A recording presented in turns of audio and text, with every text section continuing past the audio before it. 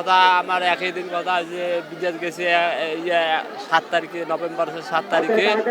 আমি এর মধ্যে একই দিনে কথাবার্তা বলছি আমার সাথে আর কথা বলি নাই আমি আমার বাপ একটা জামাই আমার আমার ছেলে টেলে নাই আমার মেয়ে 3টে ওইটাই আমার বড় বেটা ওইটাই আমার জামাই ওইটাই আমার ছেলে বাবা পড়ে গেল জানি বাবা রে সিলেটের থাকার পর আর কি আমার ছোট মেয়ে বললো বাবা নাই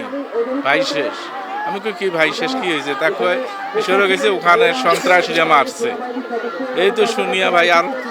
অনেক কাঁদাকাঁদি ওখানে করিয়া পরে খুব করে পরে আমি চলে আসিয়া ওই তো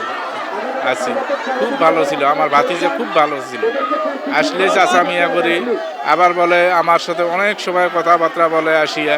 বলে চাচা মিয়া ওই দেশে যুদ্ধ চলছে আল্লাহ ডাকে সারা দিয়ে চলে গেছে সবাই তার জন্য দোয়া করবেন আমার যদিও বন্ধুর বড় ভাই আমার সহপাঠী একসঙ্গে খেলা খেলেছি একসঙ্গে বড় হয়েছে অত্যন্ত ভদ্র ছিল খুবই ভালো কোয়ালিটি ছিল আর আমার জানা মতো কারোর সঙ্গে কোনো বেয়াদবি বা কোনো দুর্ব্যবহার সে করে নাই আল্লাহর মতে নামাজ কালামা পড়ছিল একসঙ্গে ছোট থেকে বড় হয়েছি আপনারা সবাই আমার ভাইয়ের জন্য দোয়া করবেন এলাকাবাসী হিসেবে আপনাদের সকলের কাছে আমি দোয়া যাচ্ছি ভাই যেন জান্নাতুল ফেরদাউস দান হয় আল্লাহর কাছে এই তো কামনা করতেছি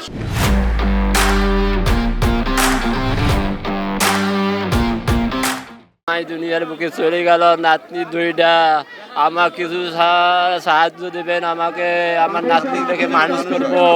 আমার 3টে মেয়ে আমার 2টে নাতনি আমার বড় জামাই হয়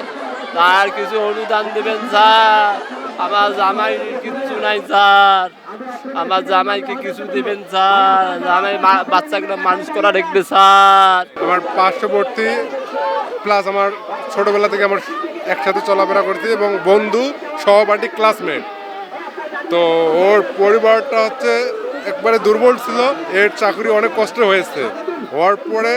সংসারটা কেবল স্বাবলম্বীর দিকে উচ্চমান হতে ধরেছে তো এই তো এরপরেই তো হঠাৎ করেই তার মিশনের নাম আসলো চলে গেল সাউথ সুদান তারপরে গিয়ে দুর্ঘটনায় সে নিহত হয়ে গেছে কোনো উপায় নাই যদি কর্তৃপক্ষ সে যে ডিফেন্সে জব করতো এর কর্তৃপক্ষ যদি সহানুভূতি দেখায় পরিবারের প্রতি সেক্ষেত্রে পরিবারটা একটু সচ্ছলভাবে চলতে পারে আমি মনে করি সন্ত্রাসী গোষ্ঠীর ড্রোন হামলায় শাহাদাত বরণ করেন ইন্না লিল্লাহি ওয়া ইন্না ইলাইহি রাজিউন মৃত্যুকালীন সময় তার বয়স ছিল 35 বছর 6 মাস সৈনিক মোহাম্মদ মমিনুল ইসলাম ব্যক্তিগত জীবনে বিবাহিত ছিলেন মৃত্যুকালে তার স্ত্রী ও 2 মেয়ে এবং অনেক শুভাকাঙ্ক্ষী রেখে যান তার নিকট যদি কারো দেনা পাওনা থেকে থাকে তবে